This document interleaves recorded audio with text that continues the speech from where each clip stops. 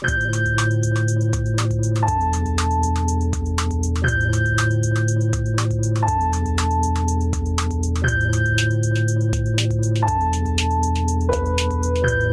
right, everybody, welcome back. This is The End of the World with Michael and Stu. I'm Michael. And I'm Stu, and today we are talking about billionaires. They are different than we are. Yes, actually different, it seems, according to the studies. The studies have shown the brain of the billionaire is different and not just better, as you might have immediately thought, given the way our culture is organized, but possibly in some important ways, worse. At the least troubling. Concerning. Yeah, we'll be looking at an article by Alex Morris from Rolling Stone that talks about all of this, and I think is quite insightful. And before we get into all that, however, we'd be remiss to not mention that the United States has launched airstrikes, has bombed nuclear sites in Iran over the weekend, as was predicted several days ago by Seymour Hersh. Were you aware of that, Michael? That Hersh? Yes, I did. I did read about that over the last couple of days. Who had sort of seen his reputation take a hit, right? Yeah, we've talked about him before. He's had some big hits over the years, over the 50 years plus that he's been, in the game. But seems like he's still got it. He's still got the fastball. He has one last no-hitter that he's pitched on the way out the door, perhaps. But no, good for him. And I mean, I love the logic of, well, we'll do it on Saturday. That way the stock market won't mind. Yeah, I also love this, like, watching the clips of Trump in retrospect in the days leading up, how, like, he can't conceal how clever he thinks he's being with, like, clearly the idea had been decided on and they were getting going. Oh yeah. And he has this tick where he's always saying 2 or 3 weeks, right? And he's always 2 or 3 weeks. That's right. And he's also saying, I don't know, could go one way, could go the other. You'll have to tune in to see. The observation's been made by several prominent pundits that he treats reality like it's a TV show, right? Tune in next time to find out what happens. His press. Well, yeah, I mean, he'll dress down a reporter and then say, "Oh, I don't want to go too far. It'd be too good for your publicity," or something like that. He's also a big fan of the central casting line. He's always yes. Everyone's straight out of central casting to Donald Trump. Yeah, it really is, and it is almost. It comes off almost as like a video game to him. It feels like when it comes to these war operations, it doesn't. It seems profoundly disconnected from the reality of the decision. Right. I mean, to the point that who knows how successful these strikes were. And in point of fact, we don't actually know, right? For all we know, Iran has other sites they're unaware of. I mean, these are the known sites that have been known for, I think, 15, 20 years even, right? Mm-hmm. These were the places that would have been bombed during the Obama administration if such a thing had happened during Biden, So it's like, are there more? Probably. Where do you think this leaves? I mean, what are the possible reasons for this, and what does it allow them to do? I mean, one thing that perhaps it does is not that they will necessarily do this at all, but it could be something of an off-ramp for Israel, right? If Netanyahu thinks that he's gotten enough out of the destruction that he has caused, right? That now, if they're telling everybody that Iran is no longer a nuclear threat, that perhaps I don't think that's likely. What I'm hearing now. What do you think is the most likely scenario? Well, I'm seeing a lot of voices pushing for regime change, and we're recording this on Sunday, and normally, regime change. Sorry, I don't know. I can't speak anymore. Has been in the MAGA caucus, such as it is, has been, one of the big. We're not Bush. Bush was bad. He did regime. And now Trump is saying, and of course Bush did the same thing. Bush ran in 2000 saying we can't be the police of the world, and he's not doing any nation building. Right, but then 9/11 changed everything. So that's right. But I'm already seeing prominent voices on the MAGA influence space, in the MAGA influence space, starting to say, I mean, regime change, if it's done by a genius like President Trump, will be great. Right. I mean, I think that was basically verbatim Vance's position, right? Where Yeah. Vance is in a tricky situation because he's certainly carved out this position and is certainly aiming to be the president of the United States. And in an attempt to shore this up, not that it's particularly difficult because their supporters seem to go down whatever road Trump leads them, of course. But he actually said something to the effect of, the difference is that those were all dumb presidents, the other ones. That's right. Which I love, just as a... Right. Considering that despite all of their flaws, Trump is the stupidest of the lot. Yeah, I mean, without a doubt. And also he surrounded himself with sycophants to a degree that's unheard of since the 19th century, right? I mean... Right. So the technology used was pretty, not to give it a positive spin, but impressive, incredible U.S. military operation. Now we know where our tax dollars have been going instead of right. I mean, it's this great illustration. So they apparently took off from Kansas City, I believe. Was that right? I think so. And it was something like 30 hours of continuous flying without detection. Then apparently successful, or at least somewhat successful, campaign turnaround and get all the way back. And it is like exactly what you said. It's like, maybe we would all be able to go to the doctor. Yeah. It seems like on this side of things, man, the technological innovations are moving fast and furious. Yeah, and I mean, you saw the thing about how there was that brilliant ruse by Trump, which was to say, oh, I'm transferring some bombers to Guam or whatever, when in point of fact, the actual bombers had already taken off and there was no need for them to even visit Guam. So... Right, and you're also seeing these new, this is a weird one because it is a little more conventional in the sense that it's a plane in the air dropping bombs, right? But you've seen now this little run from the pager attack to the Ukrainian drone surprise attack on Russian airfields and airplanes to this. There's a lot of bragging about the sophistication, right? Now that we've entered this incredibly highly technological what William Shatner might call a tech war, but it's right. And of course, all of this is done to always distance people from the actual impact on the ground. That's right. Well, I mean, right, so, the people who are doing the bombing, right? So people on the ground are still so ambitious, apart. And Israel does the pager thing. It's so sophisticated, right? Like it's incredibly troubling in terms of where this goes, that the actual way that a lot of these things are now being done are modeled after kind of terroristic attacks. Oh yeah. Sneak, surprise, drones flying out of wooden boxes being transported by people who don't know they're carrying them, people getting pagers over the course of months and then them all blowing up. I mean, it is interesting to see that type of behavior so lauded across the board when it's the people in the power positions, right? Yeah. I mean, the history of war is full of things like this, right? Why did Napoleon lose at Waterloo? I may have even mentioned this on pod before. Well, by Waterloo, everyone in Europe had seen Napoleon's tactics up close for 16 years. So it's like, oh, what's Napoleon going to do in this?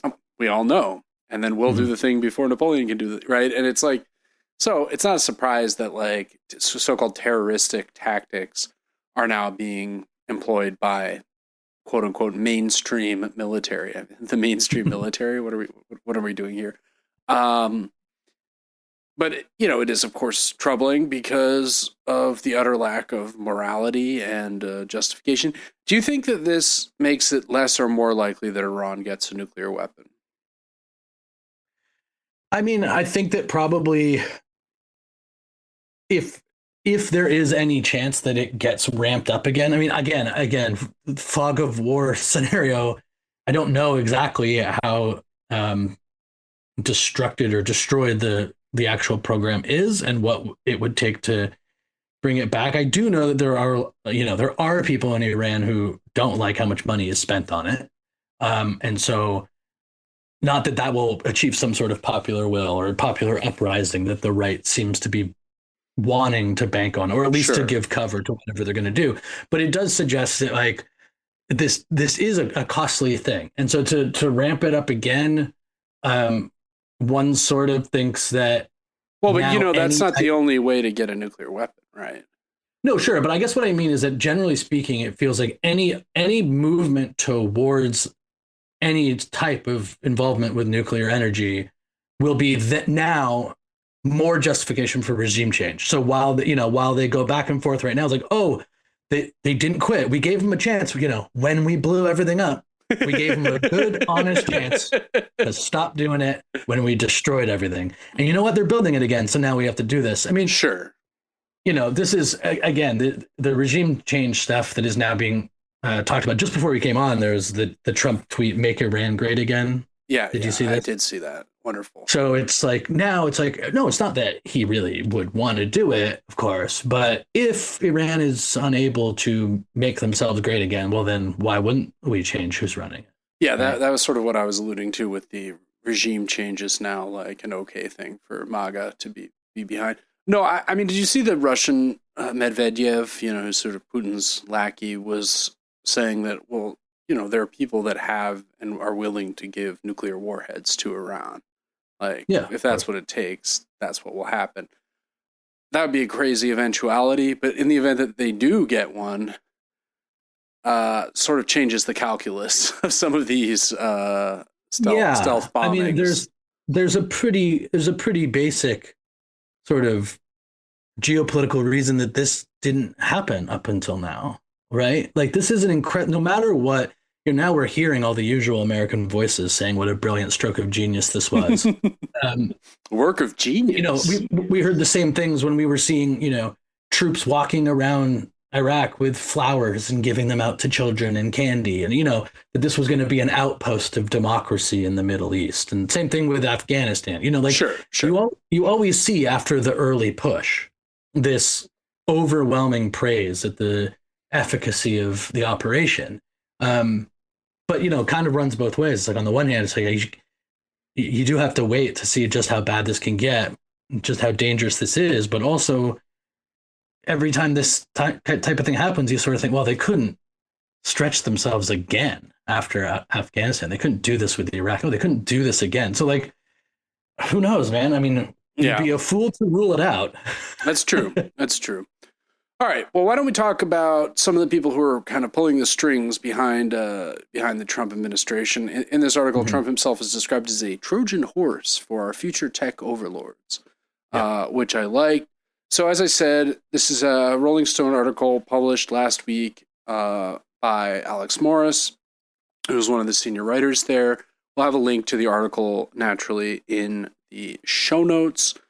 And basically, the premise is like, what the F is going on with these billionaires who are now, seemingly in charge of the United States and trying to increase their stranglehold over the entire world. Psychologically, what is going on, and what is it with their magical thinking dreams, such as AI solving climate change in a weekend, or relocating to Mars, or several of those sort of rather pie in the sky premises that have become, just like the common talking points in these Silicon Valley circles. The other one being, the simulation theory or whatever. Like, why don't we start with Mars? What is the article? Yeah, the article is great because it opens up with this description of why Mars, despite Elon saying it's like the bastion that Earth must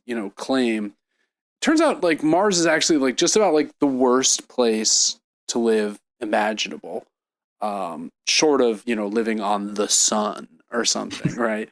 There's no atmosphere, it has no magnetosphere, so there's no magnetic field surrounding Mars, and that means we need that. Yeah, because that's what keeps out all the radiation. The cosmic rays, right? Those dreaded rays that turn you into a mutant if you're in a comic book, and if you're in reality, kill you. Mars's the temperatures, right? Explain the temperatures thing. I found that really fast. There's this crazy thing where like the temperature on Mars oscillates, like heat travels so fast that your legs will feel like it's spring while your torso is already in winter, right? So it's like, it might be warm down by your legs, but like already the top of your head is frozen, right? I mean, okay. It's also meteors has very little atmosphere, so meteors can just strike it whenever and do, as you'll see if you look at any image of Mars. Maybe we could just build like a dome around it or something. Yeah. No. No? I think that's impractical. But what is the vision? The vision is some sort of terraforming. Cave. He's always I think caves. You'd have to live underground because you need to have shelter from the meteors, from the radiation. I like the idea of like getting there and having in your mind that picture of this like really amazing futuristic space operation where there's biodomes and parks, you know? Yeah. And they're like, oh no, this way, sir.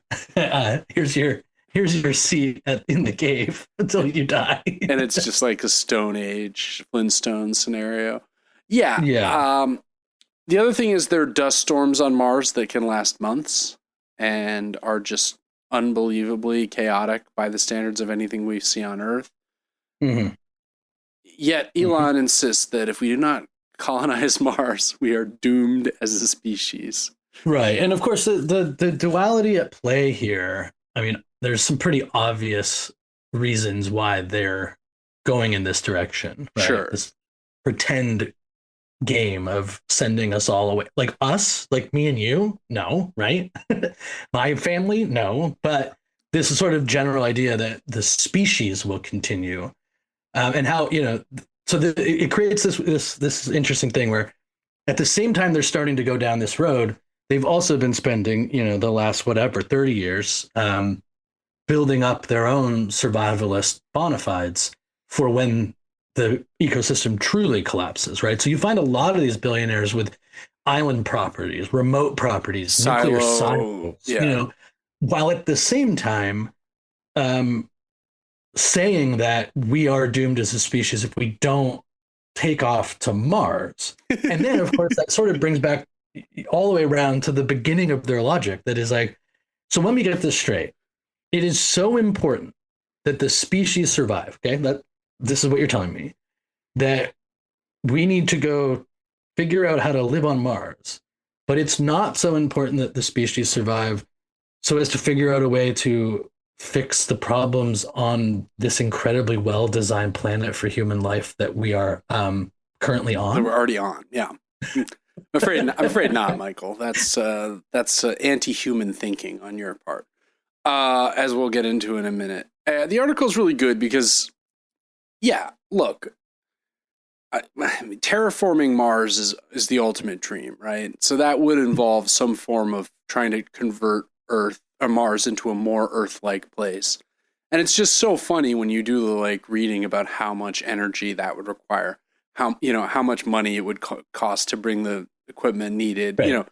And you can't mine a Bitcoin without bringing down right, but then also it's just like, okay, so we're going to literally terraform Mars because we've destroyed the perfectly terraformed planet Earth that terraforming itself is premised on.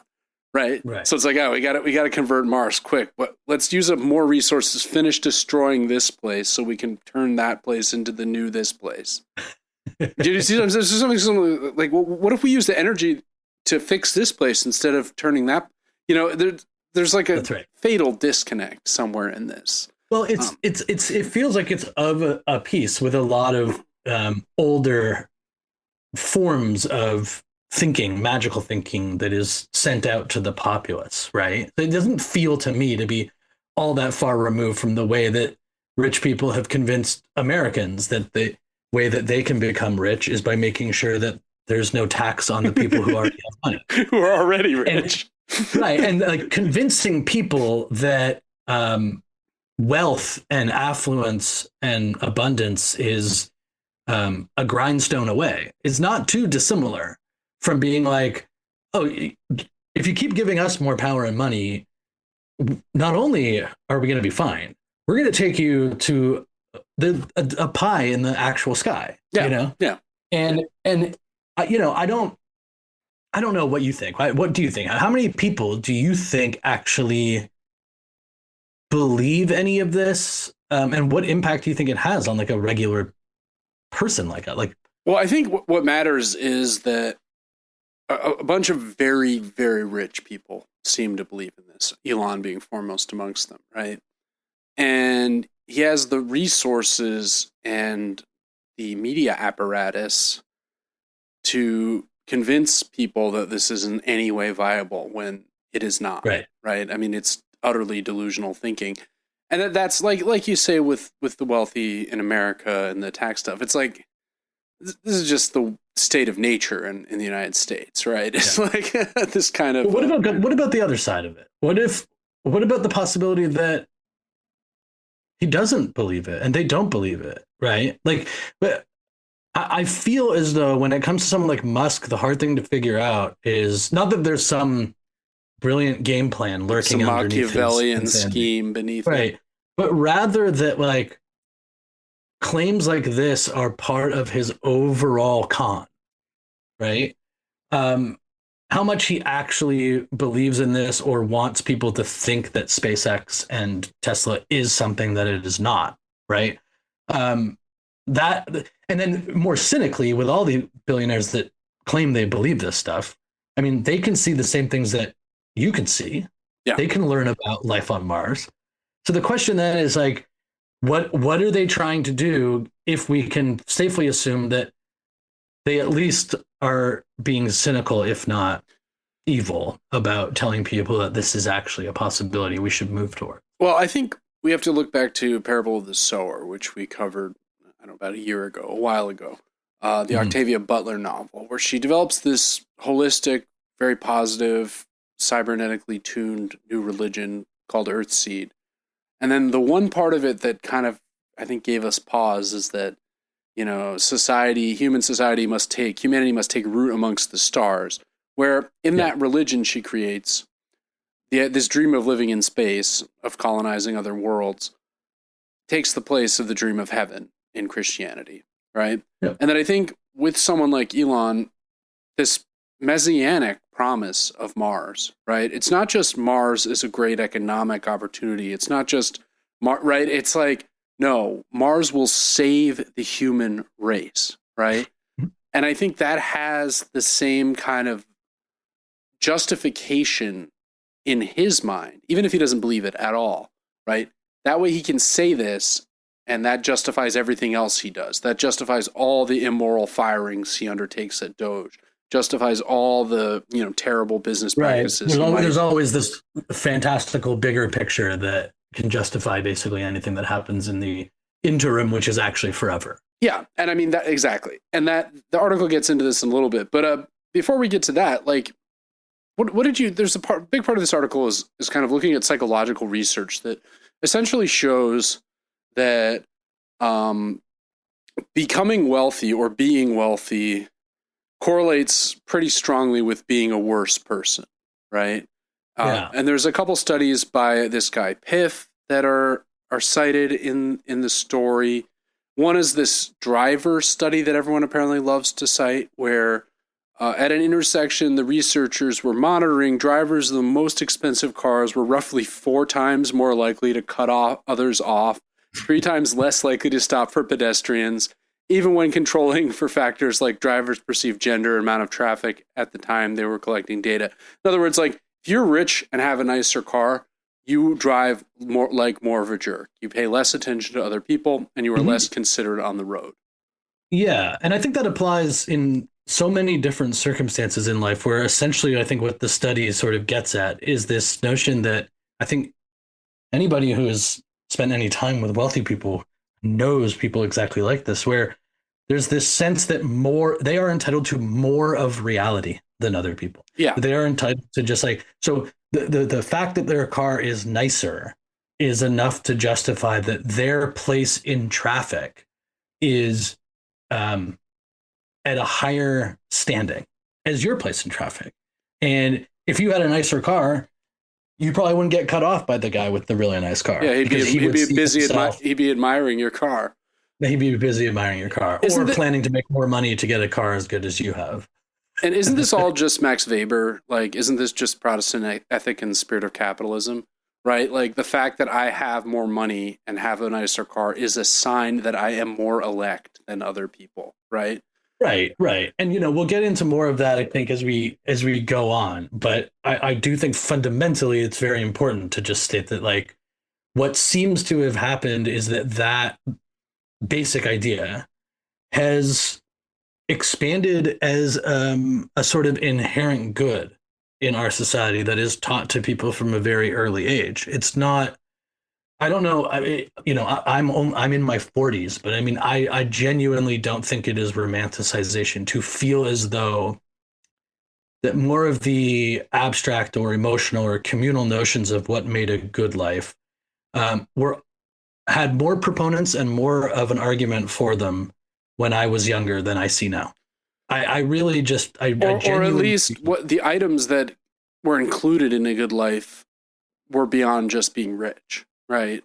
That it seems sure the aspiration to wealth has become the only goal, as opposed to having a meaningful life in another sense, right? Right, and most wealthy people portrayed in the media, typically speaking, always had this emptiness underneath his characters. Sure. Right.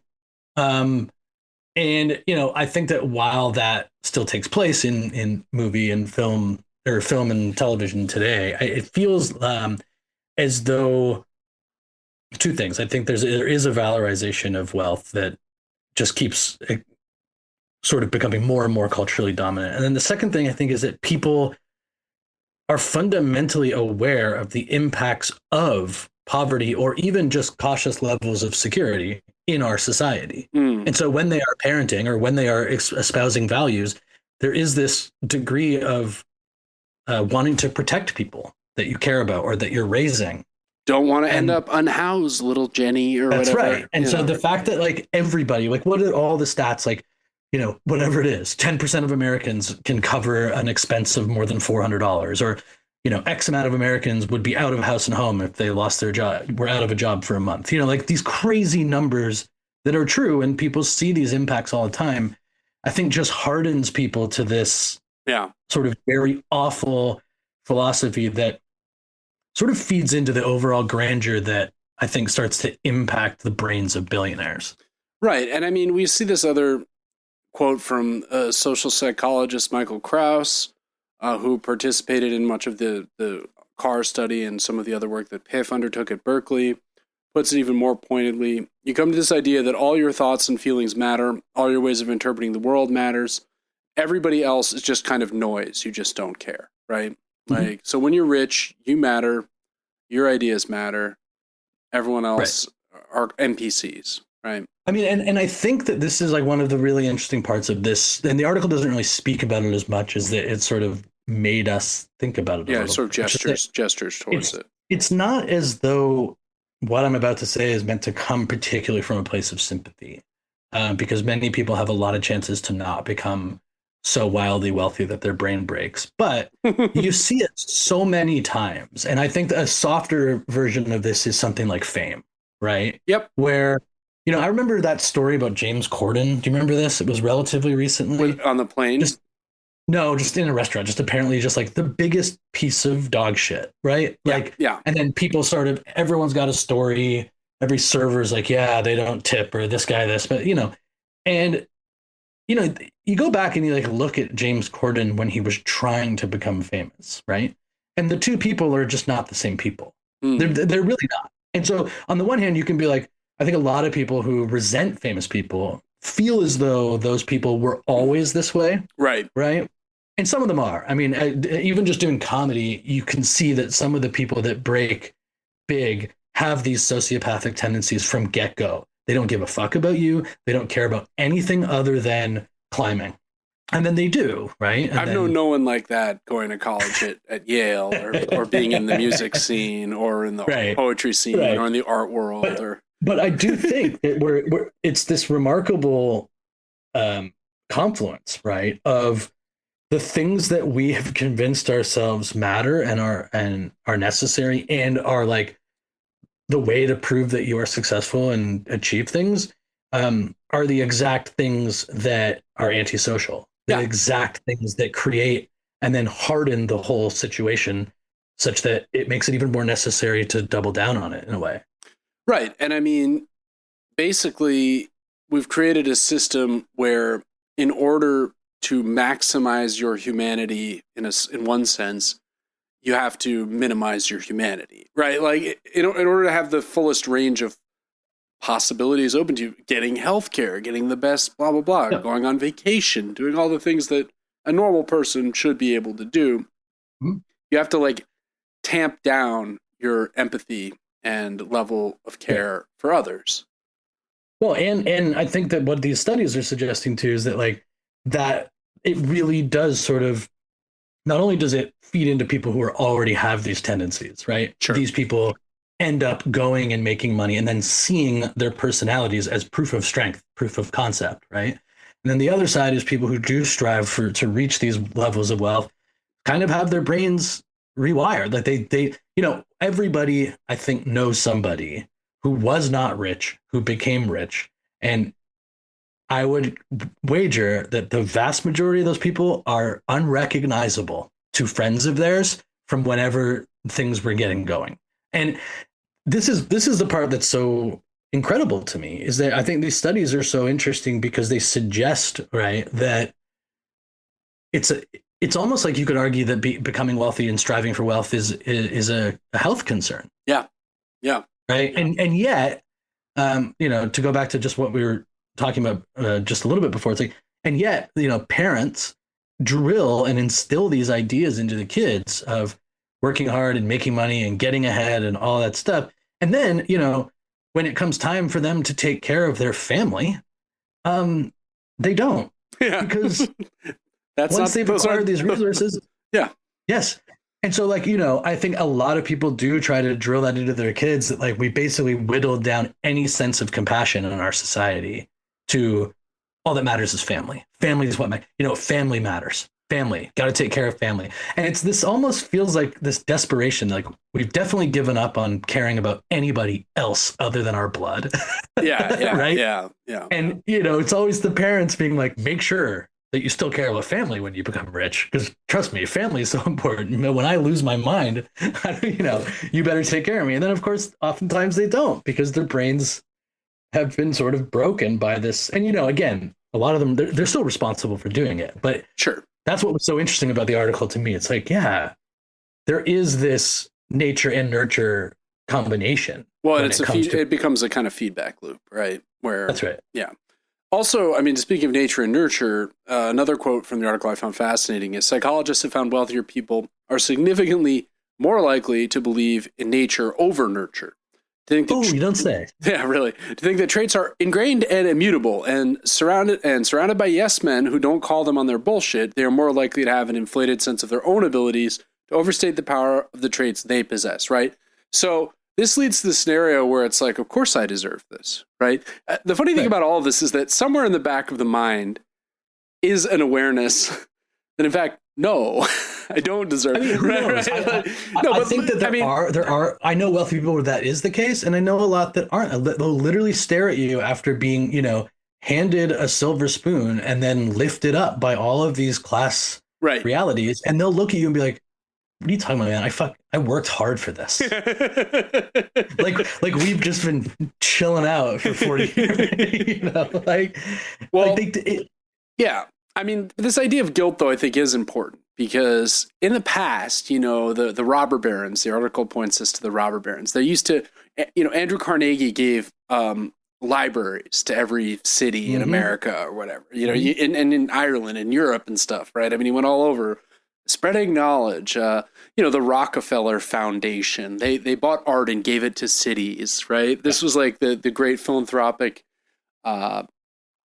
endeavor as a way of assuaging an obvious guilt for the utterly rapacious and monstrous business practices. It's like, another coal mine's collapsed, 180 souls lost in Kentucky. It's like, well, here's sort of like here's a Monet for the art museum. Right. Like, isn't it good that we've amassed all this wealth because we're going to protect cultural interests? Right. But now that billionaires don't even do that anymore, right? No, and, of course not. And the article has a really good thing where they actually believe that their cultural products, be it Facebook, Twitter, be it Tesla, be it going to Mars, that in and of itself, the very product that they're hawking is also at the same time the gift, right? Yes, right. So I don't have a library. I gave you Facebook. I gave you Uber. Do you understand? Now, I know that you had taxis before, but get this.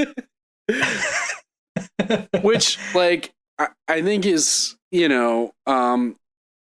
amazing. And that helped me kind of like see this in a slightly different way. Yeah, and I think that is kind of the trick of whatever stage of capitalism that we're in right now is. Right. Yeah. All of these things that are being drummed up, and we'll talk a bit before we close it out about the AI side of this, that they're all given this messianic feeling, right?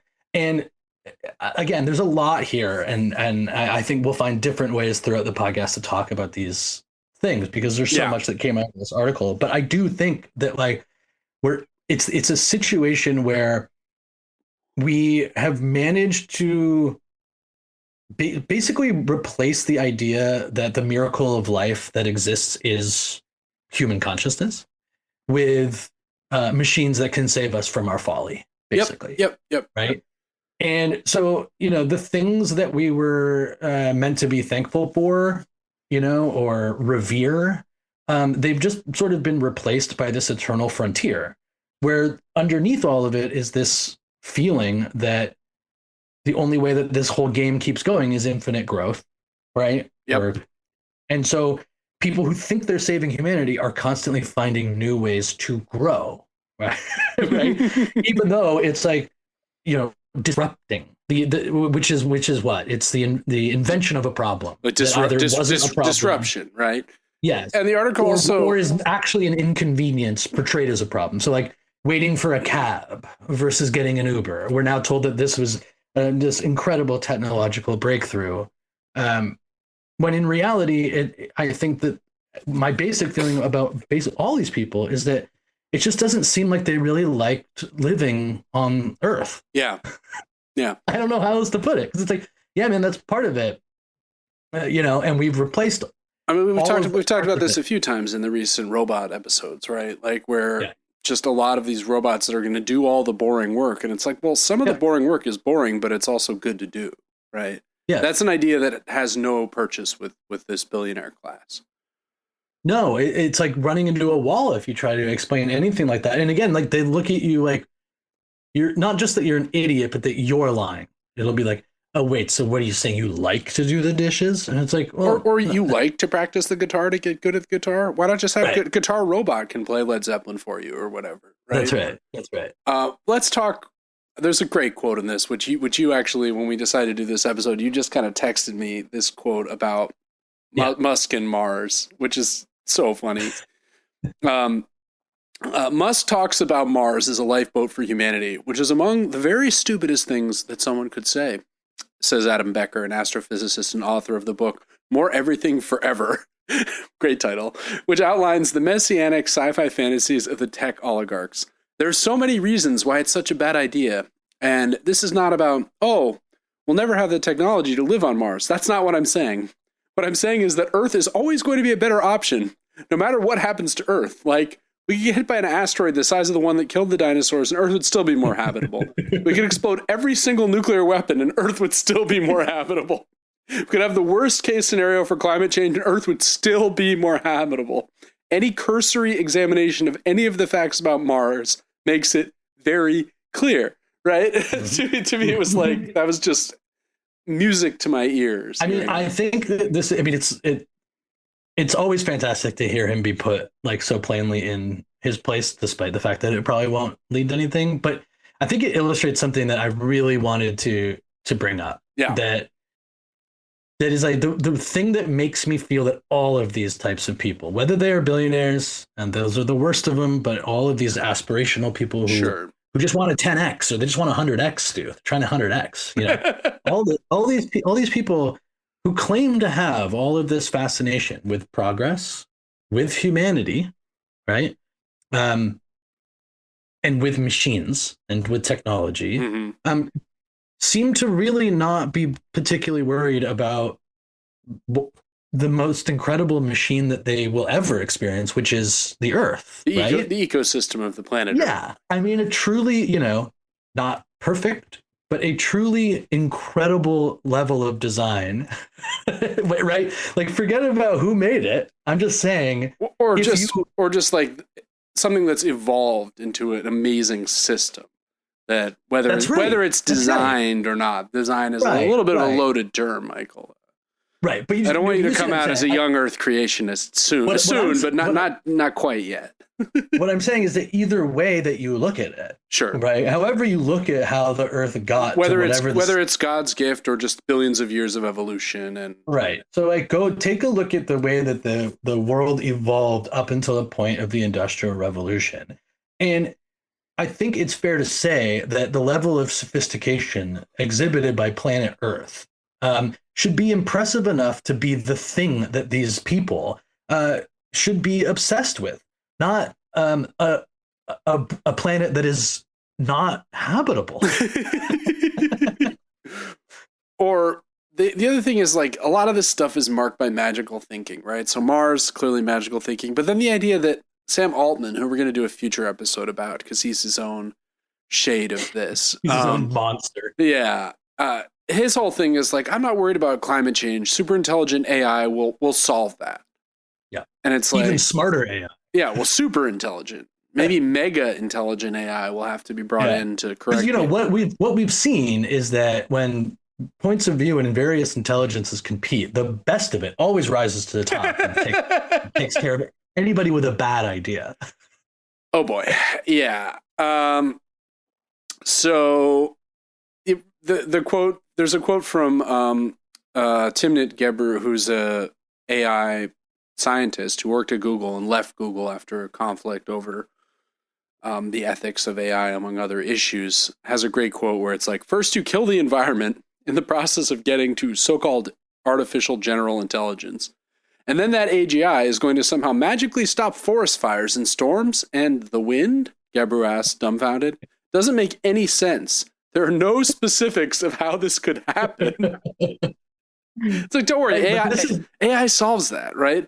This is the beauty of like the sort of a few years ago, people were like, blockchain solves that for everything, right? Remember when blockchain was the meme? But this is the beauty of it, right? Is that they managed to do these two things, which is they offer something that is constantly moving, right? So that you can't actually pin down its capabilities, because the important thing is that eventually it'll be not just intelligent, it will be generally intelligent. Then it will be super intelligent and whatever problem, right? And then the other thing that they do so well is it's all couched in inevitability. That's right.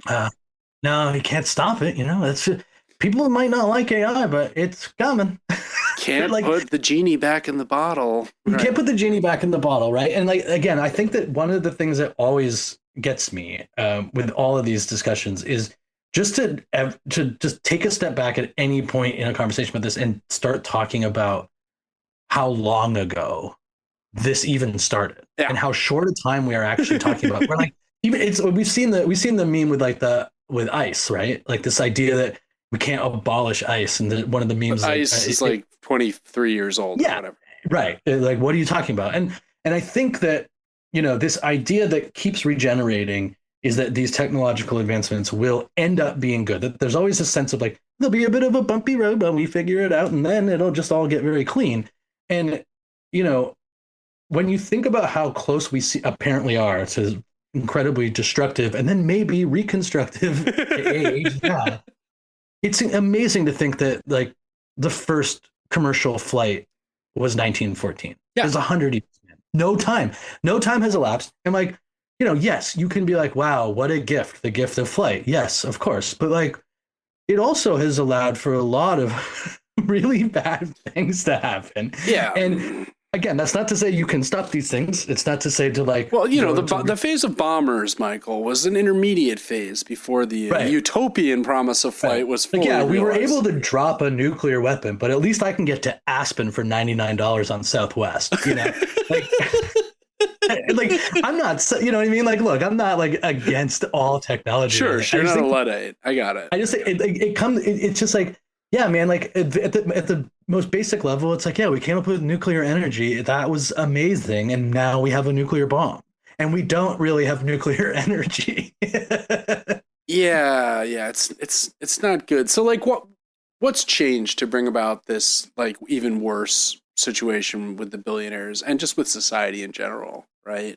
Well, I mean, I think that people, again, I think it's like the exponential result of a society that's convinced that it's going to be rich, right? It really helps people think that they're in the conversation. So Max Weber on steroids, right? Protestant ethics stuff. Yeah. Also, I think, I do think the decline of religion, I do think that the sense of what a miracle it is to even be on this planet has been pretty steadily eroded, and not just because people don't believe in God, right? No, but also because people believe in God. There's no sense that like there is real security and value in most people's lives on this planet. Yeah. And if you do that for long enough, let's say at least since the first war, right? The First World War, if we can give it 100 years of just like, what the fuck are we doing here? That eventually, yes, the idea that humanity is the miracle of life and needs to be revered or protected, and this earth needs to be protected, I think is going to erode across culture and society. Yeah. No, I think those are good points, and I think religion has not so much I mean, it's declined in many ways, but it's also been co-opted and become almost just a sort of feeding tube for a lot of these corrosive philosophies. Like a lot of people tune into religion in order to feel like they're part of a in-group that's better than other people. It has some of the same character that we were talking about for like wealthy people, right? It's like, well, I'm in this good group, so that means that I actually don't have to think about other people in a weird way. But also, it's a weird thing, right? When I mean like religion's on the decline, what I guess I'm also meaning is not necessarily like more or less believers, but more people who separate their religious life from their secular and social life. Sure. And so the idea of, being a Christian who goes to church every Sunday and then you manage a hedge fund. Yeah. Right. Yeah. Is not uncommon. And I do think that what they are so good at and what has happened with a bunch of this, because we've been led to believe, not to be like a degrowther or whatever, but we have been led to believe that the only way through is forward. It's like the only thing that humans apparently can agree on. So instead of ever reflecting on like, wow, every company and government in this world has all of my data now. Oh, should we continue plowing forward with this? Oh, 16 billion passwords were hacked last week. I guess I should change. A killer used data brokers to find the addresses of his victims. That's right. Like that happened last week, right? I mean, right. And the 16 billion passwords happened last week. And what do? Maybe you change your password. Maybe you go, I don't really care if anyone breaks in, right? Yeah. But my point is that like what the real trick is just so effectively, it's in keeping with all of our decline of political engagement, right? And political will. Like the idea that all of the downsides, whether it's the downside of flight leading to, air traffic control and like pollution of epic proportions, right? And bombers or whatever. Yeah. Right. iPhones leading to surveillance, like whatever it is. And child labor. We've just been convinced that that's the cost of doing business. Yeah. That's it. It's just it. And like people are allowed to say it is what it is because these people at the top are letting us believe that we're moving to something greater all the time. Right. And then maybe just to tie it all together, that's the utopian promise of AGI or living on Mars, right? It's like, no, guys, we got to tolerate all this bad stuff because you know what? We're all going to live in paradise on Mars. Or Right. Once AGI is here, it's going to fix everything, and it'll just be like an unending Woodstock forever after that, right? Yeah, that's right. What could possibly be worse than an unending Woodstock? But never mind. More likely an unending that's like Woodstock 99. So the last thing that I would say about it, and more about the AGI than the Mars, but I think they're both basically part of the same notion, like which is a messianic tech thing. Yeah. Yeah. Is that what I'm saying is that, of course, a lot of good has come out of various technologies throughout the history of the world. However, it's also fair to say that a bunch of bad things have come as well.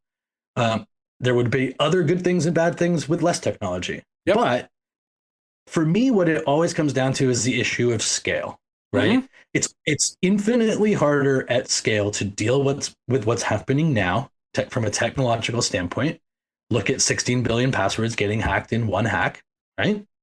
Than it was 10 years ago when the biggest hack was 200 million, right? These are very basic things. And so when you apply that to AI and AGI, and in my mind, God forbid, a super intelligent artificial intelligence, why would we suddenly stop having those things? Why would there be no downside to that? And the downsides also go to that scale. And the bomb is a great example. And we have battled to contain that, right? We have basically spent all of our geopolitical energy since the advent of the bomb to prevent the bombs being dropped. Yep. Fair? Look what's happening right now. And dude, think about it. You're an AI deepfake, geopolitical confusion. It all becomes even riskier. And it's the same thing with how many different regime changes can America possibly get behind. It's a question of like how much can humans be stretched against technological advancement? And I don't think that's really considered that much. No, I think that's well said. Well, I think that's a good place to wrap up. This was a really good article. Once again, it's Alex Morris. It's in Rolling Stone. We'll have a link in the show notes. And yeah, so next week we're going to be talking about something a little bit more fantastical, I think you could say. Yeah.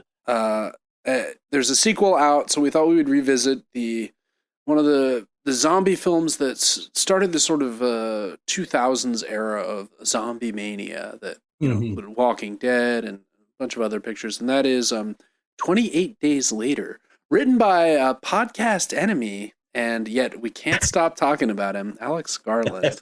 But we will also directed by Danny Boyle. We will not be talking about the new movie. We're not talking about the new movie. We're talking about the original movie from 23 years ago. So fear not, we will not be spoiling anything. And in the meantime, if you like the show, you can follow us on the podcatcher of your choice. If you really like the show, you can rate and or review us on that podcatcher.